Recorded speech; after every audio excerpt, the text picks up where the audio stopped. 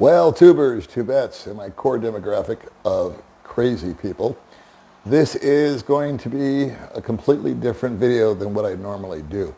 And, you know, if you've watched me at all, I don't like to give advice. I don't like to give instructions or try to be the infomercial channel.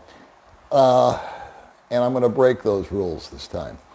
The reason being, and I also am a little tongue-in-cheek about watching the video, And for the first time ever, I'm going to encourage you to hang in there and listen to what I have to say if you're an American citizen, because I had a meeting today with, I wrote notes and everything. How do you like that? See, this is really out of my league. With the head of American Citizen Service Unit at U.S. Embassy. So, in other words, he's the big kahuna. He contacted me a little over a month ago and said that he would like to talk to me so that I could communicate to you the information that he gave me about what us American citizens can avail ourselves of at the embassy or the consulate. And we talked for 2.5 hours. And when I first saw his message, I thought, yeah, sure. What do you want to talk to me about? Well, he actually watches YouTube. And he saw my video with a guy named John, who was broke. And his ears perked up when he heard that John had visited the embassy, couldn't give him 3 names or wouldn't give him 3 names, and they wouldn't help him.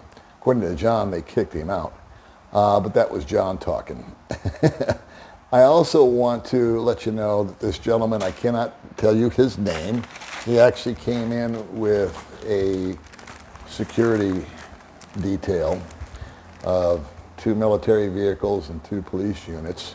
So he was the real deal.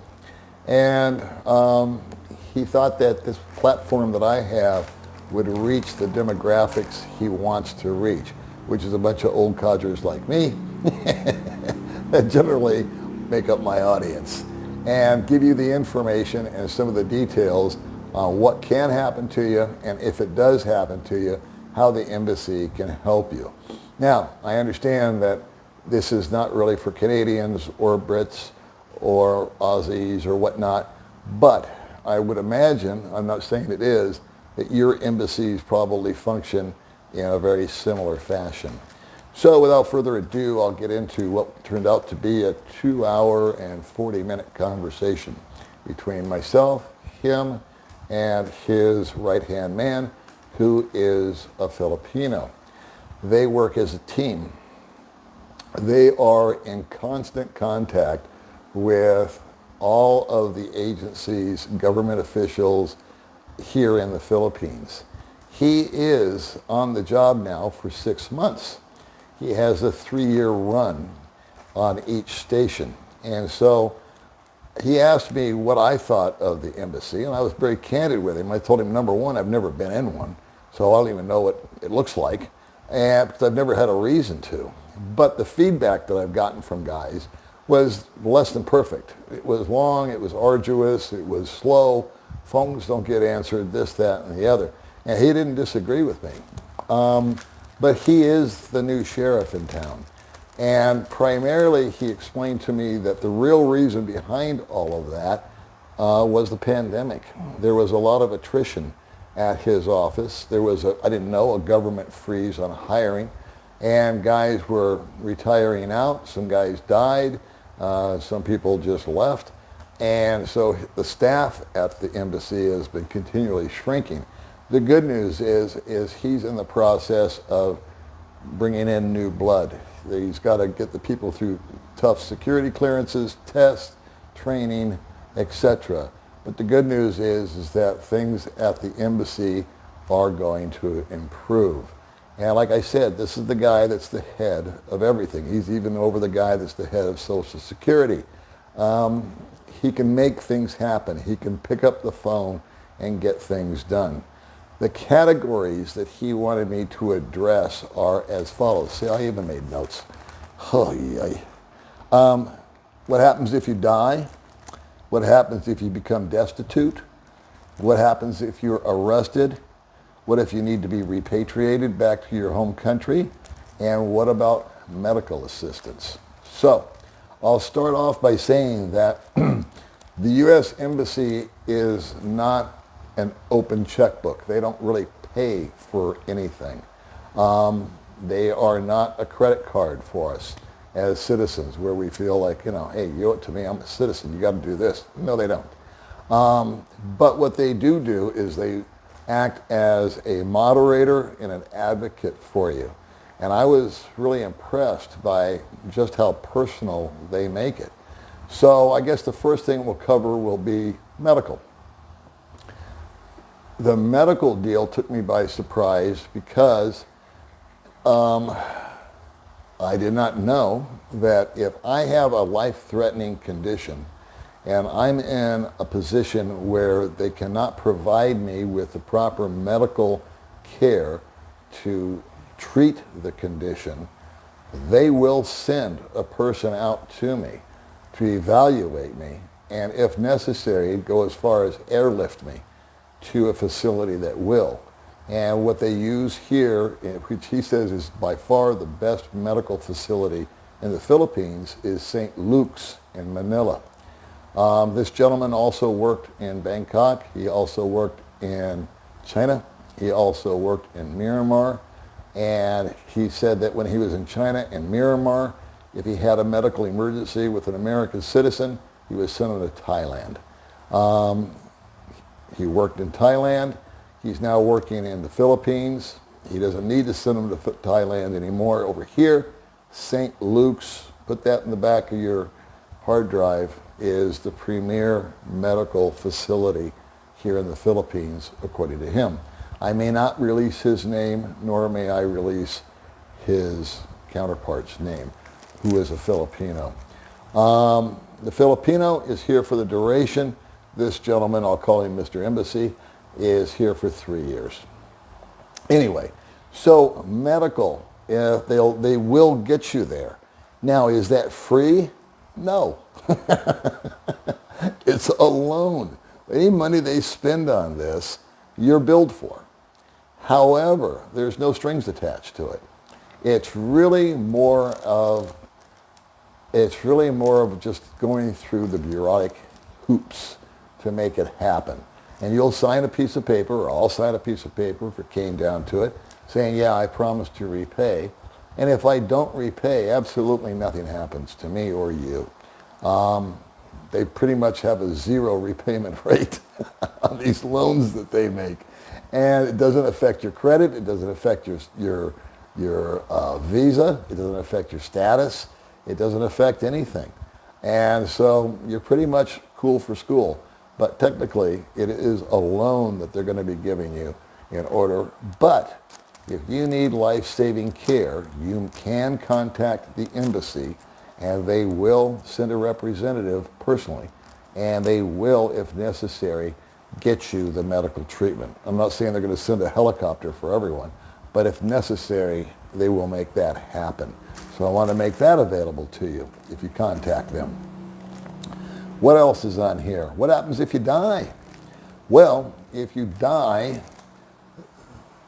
you're going to go, and most times too, there is no, what do they call it, morgues. There are funeral parlors. There are funeral homes out here. So the funeral home is supposed to contact the embassy if an American citizen passes away. And again, they will be in contact with the person that is with that individual. In my case, it would be May. And they'll see how they want to handle it. Is there a will involved? They will try to do everything in their power to contact. May wouldn't know the phone number to my father. She might have him on Facebook. But let's just say she doesn't know anything. Let's just say she's a girlfriend and doesn't know anything about my kids at all. Or my father or my mother or my brother or my sister. That's his job. He will dig in and go to work and research you and use a lot of resources that are available to him to hunt you down and to hunt down your next of kin. And he has, like I said, He didn't go into a lot of details, so I can't, but he just says, we can find these people. And I believed him. And so the biggest thing that came to my mind is, yeah, a death certificate. Because a Philippine death certificate really doesn't carry any weight in America. An American death certificate does. He can facilitate that and make it happen. There may be a will in America that when I die, my 3 kids or whatever get X amount of dollars, or this one gets the car, or they get nothing and May gets everything. Whatever I stipulated, if I did stipulate in a will in America, he'll get that to the attorney, and he'll get connected so that can happen. He'll also facilitate a authentic death certificate. And then there's the process of, do I want to be cremated? Do I want to be buried? Do I want to stay here in the Philippines? Or do my kids want the body shipped back to America? He plays referee between everybody. Could be my wife here. It could be my kids there. And he just kind of throws the football back and forth between all parties until they come up to a mutual agreement, him or his staff rather. And so that's how that's handled. They also are notorious, he said, some places, not all, for overcharging, because all of a sudden a foreigner showed up and we're all millionaires, and so they start to hike the price up on everything. They actually will ask the question, how much are you charging for the funeral service, the casket, the embalming, this, the that? And if it's inflated, they make the phone calls to the locals. For example, while he was here in Dumaguete, so far he's met the governor, he's met the mayors, he's met the police captain, he's been to funeral homes, he's been to hospitals, he's been to the jail. He will get involved. He knows the top guy that knows the top guy that can pick up a phone and make things happen, so they can get that bill negotiated down to what it should be. And it goes on and on, but you get the gist. He's being, again, your advocate. Okay, so what happens if you are arrested? Well, I asked him, I said, what gets a guy arrested? And of course, there's the usual suspects like rape and murder and all that kind of stuff. Those are hardcore things. He says, but traffic tickets or minor accidents and maybe some fisticuffs in a small bar fight where no one gets hurt. There may be a police report generated, but it won't get you arrested necessarily, especially if both parties agree to agree. However, the biggest misnomer that guys do, and the most common mistake, is they overstay their visa. They do not go down to immigration in a timely manner, and I just went yesterday, and pay their money and extend their visa out. Some guys just, overstay by accident, by a month, or other guys do it intentionally and do it for years. Either they can't pay, they won't pay, or they just don't want to pay. And as long as they stay under the radar, they can get away with it. But chances are that while you're here, you're going to probably be involved in something that will generate some type of a report. And it could be with the barangay, it could be with the police, it could be with the hospital, and it gets into the system. They check on you, they find out that you're overstaying your visa, boom, you're in jail. So, obviously, like I said, if you commit a felony type of crime where you're abusive to your wife or your girlfriend, or you rape somebody, or you murder somebody, or you severely injure somebody, yeah, you're going to jail. What happens if you go into jail? The jail is going to let the embassy know that you're in there, and they are going to send a representative to go see you. He just came from the jail before he met me this morning for coffee, and he talked to a guy that's incarcerated. What does he do for him? Well, he brings him a little bag of stuff, like vitamin supplements, because he knows he's only going to get a little bit of rice every day, some hygienic stuff, I imagine a toothbrush and sanitizer and maybe some toilet paper or something, I don't know. But he says the jails are ugly. He asked me if I'd ever been in one. I said, I don't even know where it is. Thank goodness. And so he says, well, it's not pretty because there's about 40 guys for a cell with one toilet or one hole in order to do your business. And maybe a piece of cardboard or a tiny little mattress to sleep on. And it's hot and it's stinky and it's, it's ugly. You may be entitled to bail, but you can't get a hold of anybody. They will come visit you personally, get some names, get some phone numbers, and they will contact someone and say, hey, old Paulie boy, he got himself in trouble last night. He's down there at the local jail. He's asking you to bail him out. He'll pay you back when he gets out, and there's an out for you. So if something does happen, guilty or not, and you're in the clinker, then they will come out, visit you personally, make the phone calls, make some contacts, and they will even go as far as refer you to some attorneys. Again, a lot of it depends on finances. And no, they don't pay for any attorneys. They do know some pro bono attorneys, but he looked at me and said, you get what you pay for. So, and I agree. So that's that. If you get arrested, you will get a visit from one of his staff will come out and do the aforementioned as far as contacting people and getting you in touch so that you're not totally alone. There is some protection there. And then my all-time favorite is repatriation. You've gone broke and you've burned through the cash and you're on the street begging and you need to go home. Well, that's available. And the reason he brought that up is I did a video about 9 months ago with a guy named John that had done just that, gone broke. And I won't go over that video with you, but he picked up the fact that John had gone to the embassy, and John said he got rejected because he couldn't give them 3 names. And he says, technically, the guy's right. He says, but I got a feeling that if I had talked to him, he wouldn't have had that problem. I told him, me knowing John, it was probably more of a John problem than an embassy problem, but I won't belabor that fact. I'll just leave that there. Anyway, so let's say you find yourself, and I hope this doesn't happen to you, but you find yourself in a position where the money's dried up, where it's not coming in. There's been an issue or whatever. You're broke. How it happened, I guess, doesn't matter. And you're down to panhandling or you're hungry and you need to go home. They will send you home. What do you need to give them? 3 names. That's it. 3 names. I asked him, I said, do they need to have phone numbers and emails? He goes, well, that sure helps.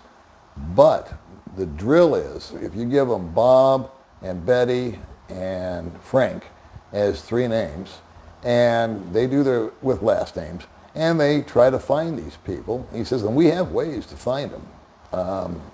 We have a lot of resources, computer-wise, and I believe him. They can get a hold of them, and they'll try to call them.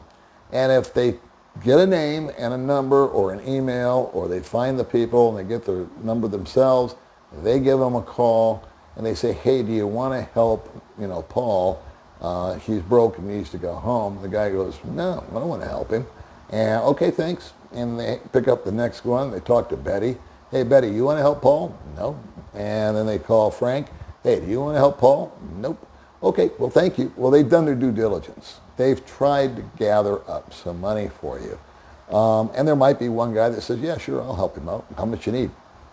All kinds of scenarios. So what happens now? Well, they will make accommodations for me, provide me with some food. It's going to be very basic.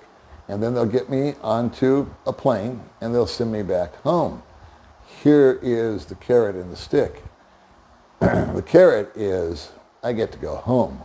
The stick is my passport, once I arrive in America, is null and void. Why? Because it's a loan. They are loaning me the money for the room and board, the food, the plane ticket, And then I think they do something for you when you get to the States as far as a hotel or accommodations. It's borrowed money. And here's the good news. If I repay the loan, reactivates my passport.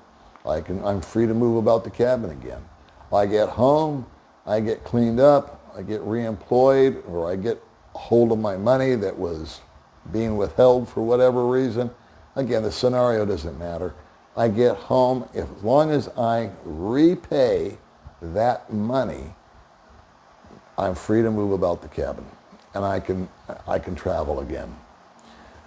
You can go to the embassy to renew your passport or a consulate.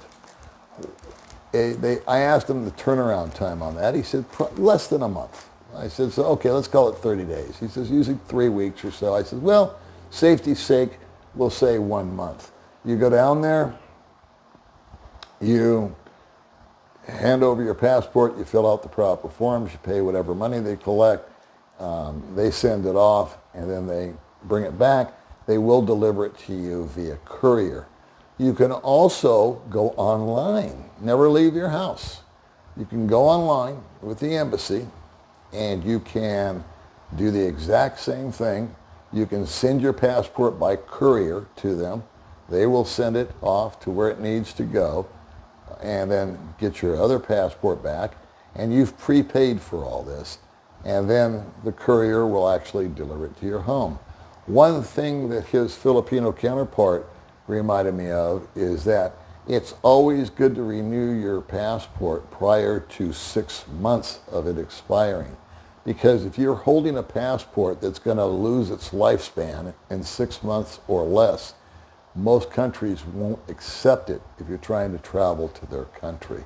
In other words, the Philippines won't let me back in if I leave and my passport's about to expire in 6 months or less. So the rule of thumb that I came up with is, okay, I got 6 months before it expires.